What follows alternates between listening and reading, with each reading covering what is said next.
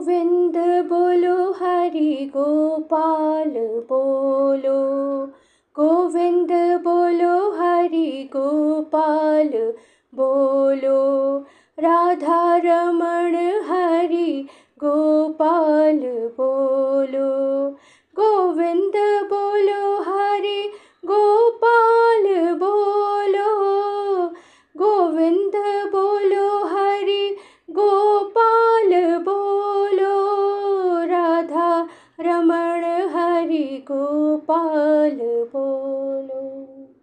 श्री भगवान कहते हैं, इदं तु ते गुह्यतमं प्रवक्ष्यामि अनुसूयवे, ज्ञानं विज्ञान सहितं यत् ज्ञात्वा मोक्षस्य अश्रुभात्। श्री भगवान ने कहा, हे अर्जुन, चूंकि तुम मुझसे कभी ईर्ष्या नहीं करते, इसलिए मैं तुम्हें यह परम गुह्य ज्ञान तथा अनुभूति बतलाऊंगा, जिसे जानकर तुम संसार के सारे कलेशों से मुक्त हो जाओगे। ज्यों ज्यों भक्त भगवान के विषयों में अधिकाधिक सुनता है, त्यों त्यों वह आत्म प्रकाशित होता जाता है। यह श्रवण विधि श्रीमद् भागवत में इस प्रकार अनुमोदित है। भगवान के संदेश शक्तियों से पूरित होते हैं, जिनकी अनुभूति तभी होती है जब भक्त जन भगवान संबंधी कथाओं की परस्पर चर्चा करते हैं। इसे मनोधर्मियों या विद्यालयीन विद्वानों के सानिध्य से नहीं प्राप्त किया जा सकता, क्योंकि यह अनुभूत ज्ञान विज्ञान है।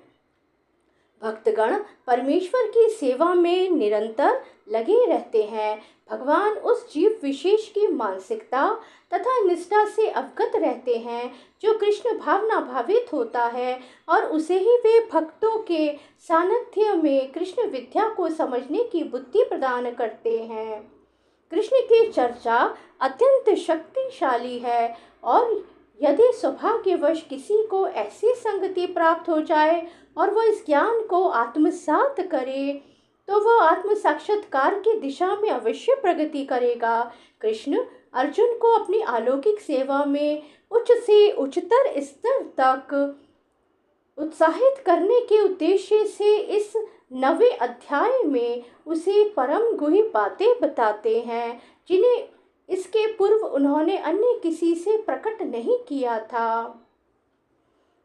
कृष्ण कहते हैं, और इस 9वें अध्याय में तो अनन्य शुद्ध भक्ति का ही वर्णन हुआ है। फलस्वरूप यह परम गुह्य कहा गया है। इसे जिसे कृष्ण का यह परम गुह्य ज्ञान प्राप्त है, वह दिव्य पुरुष है। अतः इस संसार में रहते हुए भी उसे भौतिक कलेश नहीं सताते। भक्ति रसामृत सिंधु में कहा गया है कि जिसमें भगवान की प्रेमा भक्ति करने की उत्कृष्ट इच्छा होती है, वह भले ही इस जगत में बद अवस्था में रहता हो, किंतु उसे मुक्त मानना चाहिए। प्रथम श्लोक का विशिष्ट महत्व है, इदं ज्ञानम। यह ज्ञान शब्द शुद्ध भक्ति के घोतक है, जो 9 प्रकार की होती है: श्रवण, कीर्तन, स्मरण, पाद सेवन, अर्चन, वंदन, दास्य, सख्य तथा आत्मसमर्पण। भक्ति के इन 9 तत्वों का अभ्यास करने से मनुष्य आध्यात्मिक चेतना अथवा कृष्ण भावनामृत तक उठ पाता है। इस प्रकार जब मनुष्य का हृदय भौतिक कल्मश से शुद्ध हो जाता है, तो वह कृष्ण विद्या को समझ सकता है। केवल यह जान लेना कि जीव भौतिक नहीं है प्राप्त नहीं होता। यह तो आत्मानुभूति का शुभारंभ हो सकता है, किंतु उस मनुष्य को शरीर के कार्यों तथा उस भक्त के आध्यात्मिक कार्यों के अंतर को समझना होगा, जो यह जानता है कि वह शरीर नहीं है। इस श्लोक का अनसुईवे शब्द भी अत्यंत महत्वपूर्ण है।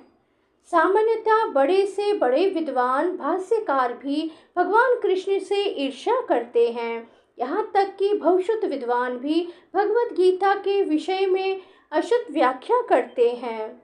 चूंकि वे कृष्ण के प्रति ईर्ष्या रखते हैं, अतः उनकी टीकाएं व्यर्थ होती हैं। केवल कृष्ण भक्तों द्वारा की गई टीकाएं ही प्रामाणिक है। कोई भी ऐसा व्यक्ति जो कृष्ण के प्रति ईर्ष्यालु है, न तो भगवत गीता की व्याख्या कर सकता है और न पूर्ण ज्ञान प्रदान कर सकता है। जो व्यक्ति कृष्ण को जाने बिना उनके चरित्र की आलोचना करता है, वह मूर्ख है। अतः ऐसी टीकाओं से सावधान रहना चाहिए। जो व्यक्ति ये समझते हैं कि कृष्ण भगवान है और शुद्ध तथा दिव्य पुरुष है, उनके लिए अध्याय लाभप्रद होंगे। श्री कृष्ण शरणम ममः, श्री कृष्ण शरणम ममः, श्री कृष्ण शरणम ममः।